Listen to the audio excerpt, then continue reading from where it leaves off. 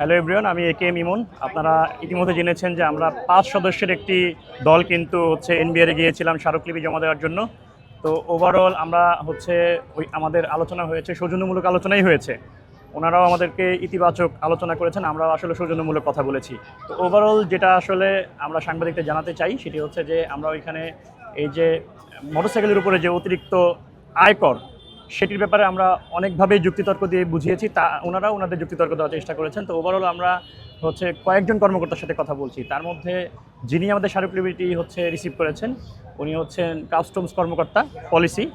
তো উনি সহ সবাই মিলে যেটা মূল বক্তব্য যেটা সেটা হচ্ছে যে মিডিয়াতে যেভাবে আমাদেরকে দেখানো হচ্ছে যে 10,000 5,000 টাকা অনেক বড় বড় অ্যামাউন্ট, আসলে ওনারা এই বিষয়টা বিবেচনায় নিয়েছেন যে এটি আসলে বাইকারদের জন্য কতটুকু যৌক্তিক হবে, এটা ওনারা বিবেচনায় নিয়েছেন। এবং একই সাথে আমরা যে স্মারকলিপি দিয়েছি সেটিও তারা গুরুত্বপূর্ণভাবেই গ্রহণ করেছেন এবং তারা বলেছেন যে এই অ্যামাউন্টটা হয়তো আমরা বলেছি যে আসলে আর কোনো অ্যামাউন্ট আমাদের পক্ষে দেওয়া সম্ভব না, কারণ এখানে আমরা অলরেডি কিন্তু আপনারা জানেন যে আলোচনা এসেছে যে আমরা অনেকবারই ট্যাক্স দিই, কেনার সময় দিই, বছরে একবার দিই, রেজিস্ট্রেশনের সময় দিই।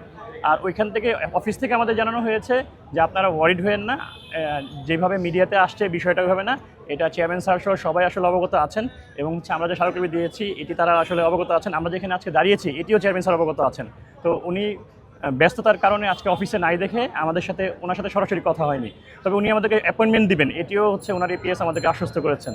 তো আমরা এনবিআর থেকে আসার পরে আজকে সিনিয়র বাইকাররা যারা আছেন তাদের মাধ্যমে আপনাদেরকে বা বাংলাদেশের সকল বাইকারদেরকে স্পষ্টভাবে বলতে চাই যে আপনারা নিশ্চিত থাকুন যে যেইভাবে আলোচনা এসেছে এইভাবে হবে না। আমরা স্মারকলিপি দিয়েছি, তারাও তো আসলে মানুষ, তারাও বিষয়টা বিবেচনা নিয়েছে। উভয় পক্ষের সমন্বয় এবং সমঝোতার মাধ্যমেই একটি যদি কোনো করও আসে সেটি এমন কোনো কর আসবে না যেটা আসলে আমাদের উপর বার্ডেন হবে।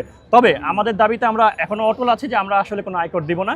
আমাদের অবস্থান স্পষ্ট, আমরা কোনো আয়কর দিয়ে ঢাকা শহরে গাড়ি চালাবো না, এটা আমরা অফিসেও জানিয়ে এসেছি এবং আমরা মিডিয়াতেও জানাতে চাই যে আসলে আয়করের বিরুদ্ধে আমাদের স্পষ্ট অবস্থান।